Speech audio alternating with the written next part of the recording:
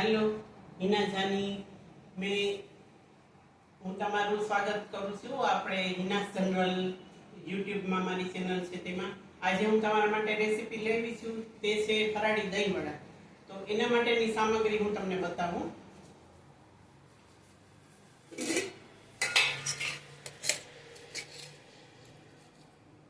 આ સામો છે એને મેં એક સીટી કરી લીધી છે આ બાફેલા બટાટા છે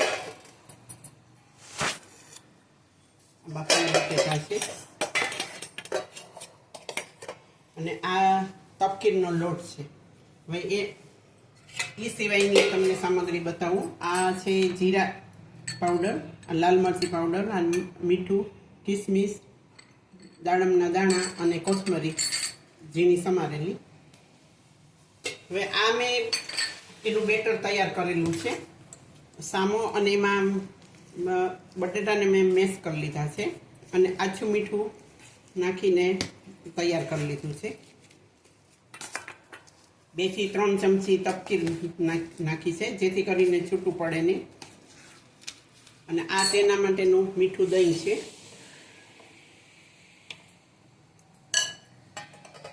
અને અહીંયા મેં ગેસ ઉપર તેલ મૂકી રાખ્યું છે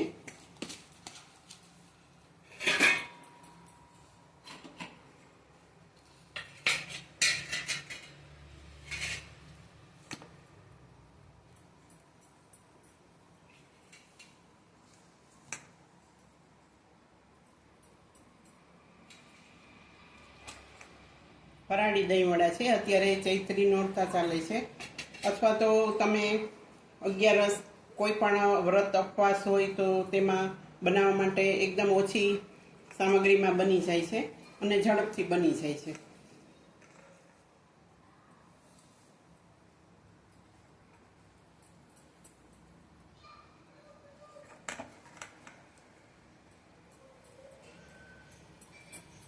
આવી રીતે તેને ગોળા વાળી લઈશું હવે તેને આપણે તેલમાં તળવા માટે મૂકશું એને થોડી વાર માટે આપણે એને હલાવશું નહીં કેમ કે તો છૂટું પડી જશે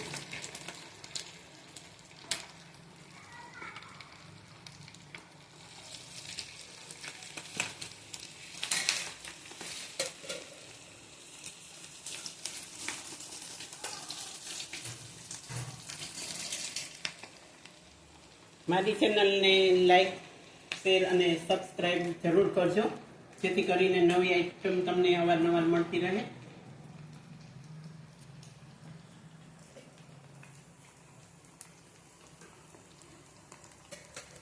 એને ફૂલ ગેસ ઉપર જ તળશું કેમ કે ધીમા ગેસ ઉપર તો એ પાછું છૂટું પડવાની બીક રહે એના માટે થઈને આપણે ફૂલ ગેસે તળશું પણ થોડી વાર એને ચલાવવાનું જ નહીં એમને ચડવા જ દેવાના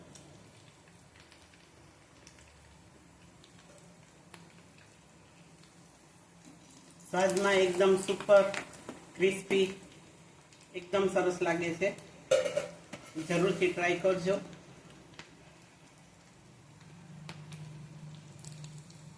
હજી એને આપણે ચડવા દઈશું પછી આપણે 2 મિનિટ પછી તેને આપણે ચલાવીએ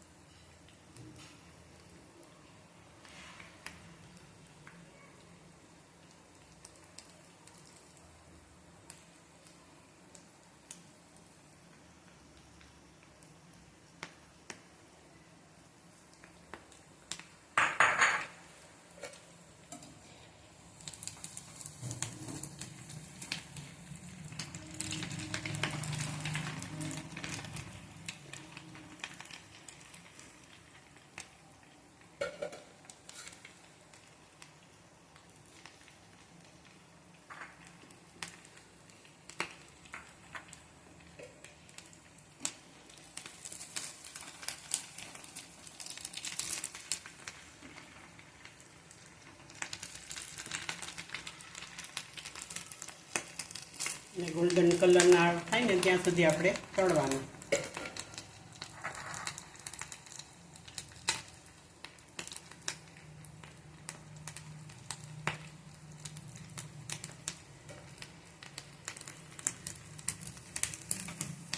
સામાન્ય એક સીટી લઈ લેવાની એટલે, અને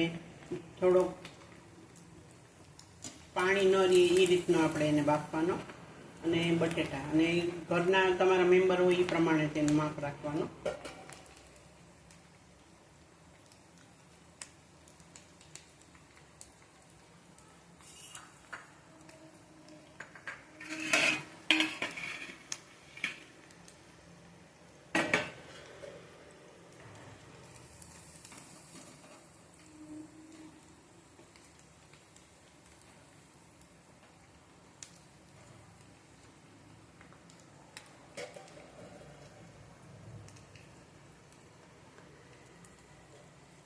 કાલે રામનવમી છે આવતીકાલે, અને ઘનશ્યામ મહારાજની પણ જન્મ જયંતિ છે, એટલે વ્રત ઉપવાસ અને નોરતા પણ ચાલે છે. તો અલગ અલગ આઈટમ ફરાળની હોય તો આપણને મજા આવે.